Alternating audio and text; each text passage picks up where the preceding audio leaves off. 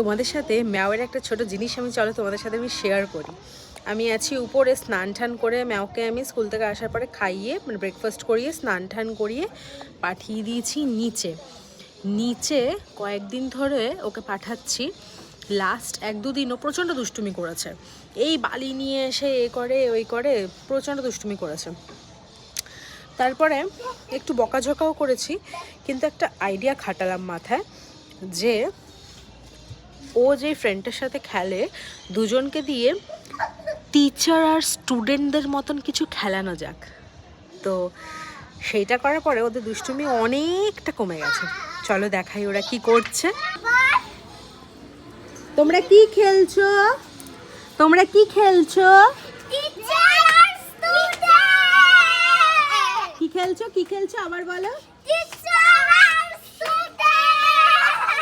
তাই তাই, আচ্ছা খেলো খেলো খেলো খেলো খেলো।